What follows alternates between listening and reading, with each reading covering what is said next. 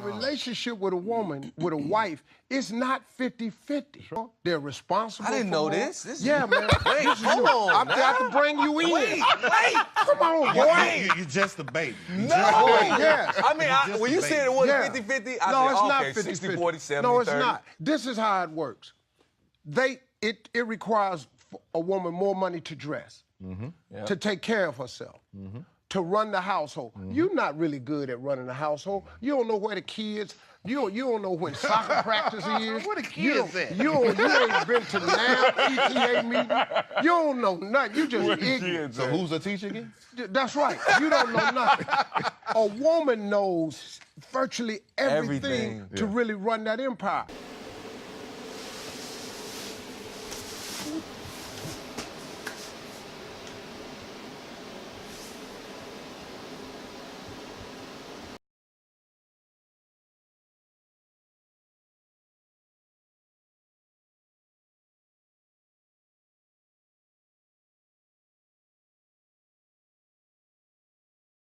Yo, it's so crazy how I never sit down and really just thought about all the things my wife does and how much time it takes.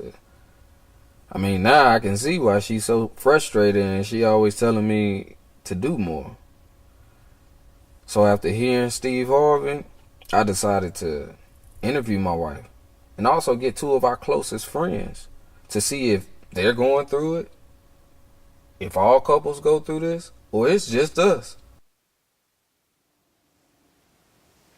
Hi, my name is Robin Cherry. I'm 30 years old. I've been married about 5 years now with 3 kids, a 9-year-old son, a 4-year-old daughter, and a 7-week-old daughter. I work full-time. I am over a marriage ministry along with my husband at our church. I like to do interior decorating. I like to host and plan events like baby showers, bridal showers, and things like that on the side. I am Latoya Samples. I am worship leader, mother of 3, 9 years old, 7 years old, 5-year-old girls. I am a wife of almost 10 years. I have been with my ministry for 9 years. But I work. I'm a working woman. I am a dancer. I am a new members orientation pastor. I pretty much do it all. My name is Charles Samples. I'm 28 years old. I'm a Leo. I'm married. I've been married almost 10 years. I have 3 children. All girls, 9, 7, and 5 years old. I also serve in leadership at the house church. I am a pastor there. I've been on the leadership team for about 3 years now. I've been a part of the ministry for possibly maybe 9 years, going on 10 years. I'm also a musician, one of the baddest now. But I'm a musician, and yeah, that's why I serve at the house church. Can you tell me, what does your week consist of? Okay. Grocery shopping, work from 7 a.m. to 4:30 p.m., combing hair, giving baths, checking homework, side projects on the side, washing, cooking, cleaning, spending quality time with the kids, working on ministry, launching businesses off the ground, doing hair. Okay, so a typical week for me, I'm gonna try to put it all together if I can. So of course, Monday through Friday, children gotta go to school. From there, I go to work for a couple of hours, part-time work. After work, I go pick up my other children from school. Typically, I may cook between 4 or 5 times throughout the week. If, you know, depending on if I'm lucky, may not have to cook as much. And then of course, Tuesday nights I have rehearsals. Wednesday nights I have church. Some Fridays or Saturdays I may have a ministry engagement outside of Sundays, which are worship service every Sunday, of course. So it just depends on their week. I didn't mention cleaning, right? So I try to put that in after I drop the kids off at school. I try to put that in maybe on a Wednesday. I try to schedule that. No, I don't clean every single day, but I do throw it in on certain days, maybe a Wednesday or a Friday. I try to make sure certain things are done, are done as well.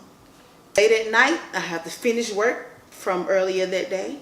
And by that time, maybe 10:30, 11, try to wind down. And that's kind of when I have a little time for me and him.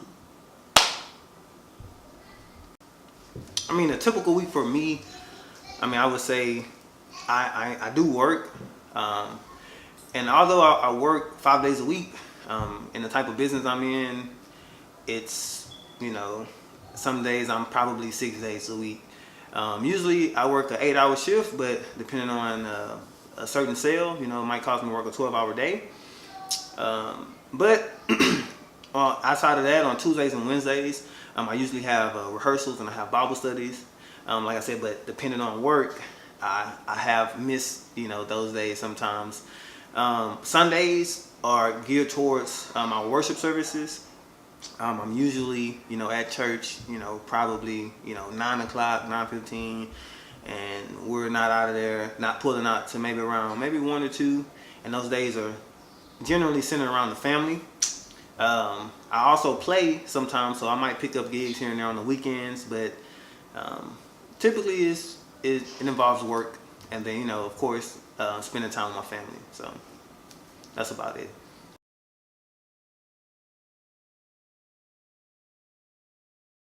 So for me, I think, correct me if I'm wrong, but I think that it could be challenging because there's so many things that require so much attention if you want it done right. And for me, I feel like I want a lot of things done right in a certain way.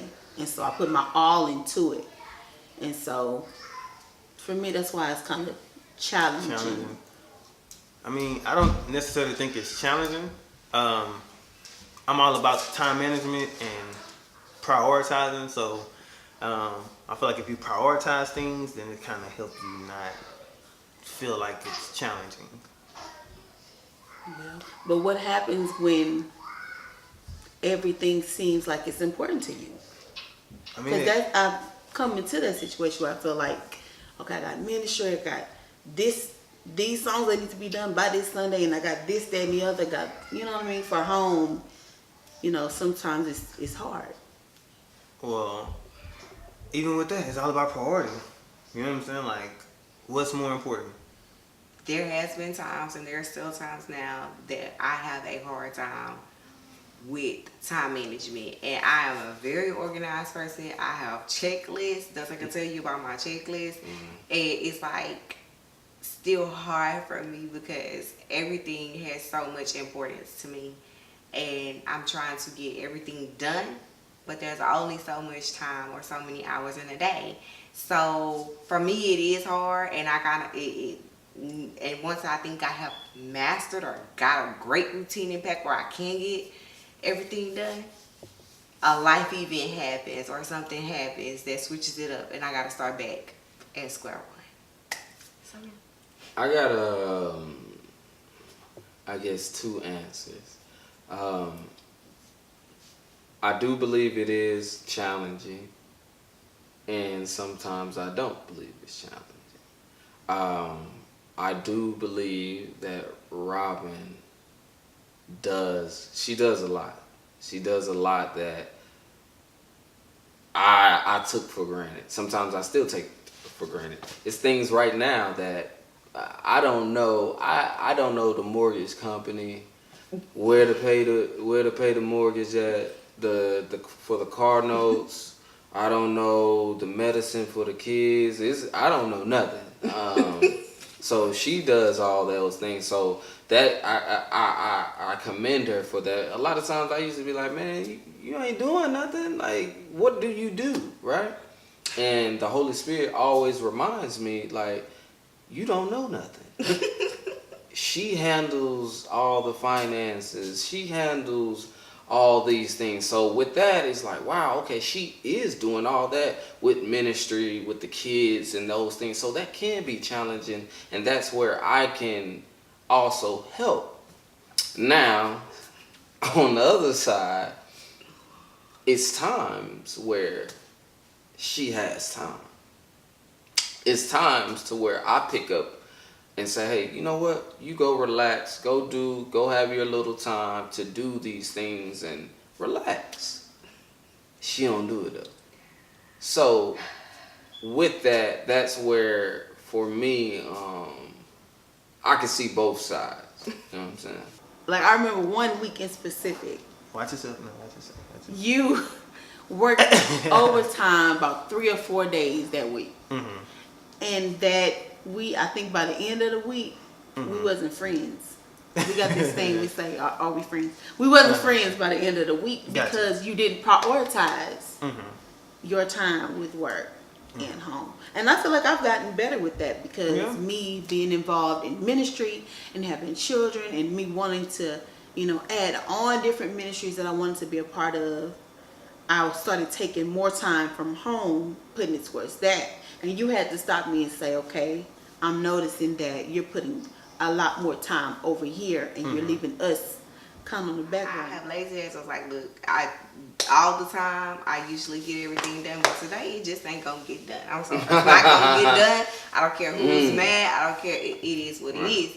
And then for me, okay, like my issue with my loving husband right here is that when he be telling me to relax, well, she was like, you didn't know how to relax. It's like I'm so used to, as a woman, as a wife, as a mother, like if I'm sitting, I'm thinking of, okay, Riley needs this for school, okay. If you're gonna put so much energy into something else, put the same time into home, or put the same energy into home, which is gonna be my defense to that time she was talking about me working all the overtime. Well, of course, I'm trying to secure that bag for us, okay? But I do remember what she was saying because at the end of the week, she was like, man, you had a great week, and she was meaning work-wise, sales-wise. And I was like, nah, it wasn't really that good. And she was like, well, wow, I mean, you got a lot of sales. You did this and did that. I was like, well, I felt like me and you were at each other's neck more than, more than the peace that I'm used to having here. So if I got to give up my peace at home for work, I'm not willing to do that. You get what I'm saying? So then I did slow down from the 6 days or from working the 12-hour shifts. But because I had to remember that although I'm trying to make sure I'm securing the home, she still needs that attention. Basically, you saying when I tell you to relax, if you know you relax, ain't nothing gonna get done. No, it's not that it's gonna. I'm about to say because that's kind of technically true. Because I ain't gonna do it. You will. But this is the thing, and this is why I had to say that to you about putting time and effort into all these other things. Because now when you get home and it's 10 o'clock and it's 11 o'clock, and I'm cool. You gone doing your thing. You serving. You doing all those things. Yeah. Well, guess what? I want attention now when you get home. Not I'm tired or can we just lay down tonight or can we, you know what I mean? Or I'm going straight to bed. Like I don't want that. So if you're gonna put all that energy into that, give me some energy. You get up when you get home, or because we still here. Okay, prime example, like let's say Riley, for instance, right? Now we have came a long way. You are awesome, but like our daughter has eczema, so she has like 5 or 6 different creams that she has to apply in different places. Well, I know if I'm relaxed and it's time for her bedtime and she's had her bath and everything, I know he still has not learned, like second nature to the T, to be like, okay, oh, this goes on your eyes, this goes on your back, this goes on your hands. So I'm thinking, he's telling me the rest, so I'm like, okay, it's about to be 7:30, her bedtime at 8, she got to take her bath, and I got to do her creams because, and a lot of times it's me too, because I don't want to sit there and take the time to explain every cream and where it goes and how it goes, because it's like in the time that I stopped to explain it to you, I just couldn't have it done. You know what I'm saying? So that is all my fault as well too. I mean, hands down, home is important. Yeah. It's the first ministry. All right, so husbands and fathers, and we have to lead our homes first before we can lead anywhere else. Yeah. So if your home is in shambles, if your home is in confusion, you can't call yourself a leader anywhere else. So balancing that, the home is what's more important. It is. So at the end of the day, you know, I'm not saying that what you do, you know, inside your church, inside your ministries is not important, but always remember that, you know, Christ said that we are to love our wives as he loved the church. So we have to remember, you know, and that goes for just There's family. an order. There's an order of how that should go. That's all I'm trying to say. It's a compromise, I'll say. And I think once your spouse or your significant other say, hey, you're lacking in this area. Right. It's your job to fix it. You make Don't just hear it, but apply what you, okay, this is not working for us. Let me try something else. Exactly. And I think that's how the challenge comes with balancing, you know, ministry and every other thing else, because it's the priority has to be, you know, there's an order of things. And I think once you get the order down pat, I think the struggle or the challenge per se, I think that makes things a little bit smoother. Yeah.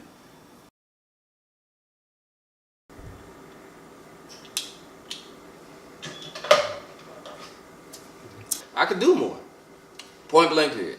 I can say less, do more. Us men, a lot of times we think we know everything. A lot of times we do know everything. Okay. I could do more. Like, my wife she's at work, right? When she's at work, she's supposed to be what? Working. She shouldn't be always paying the bills. She shouldn't be even paying the bills at work, right? So she pays the bills at work. She enrolls the kids while she's at work.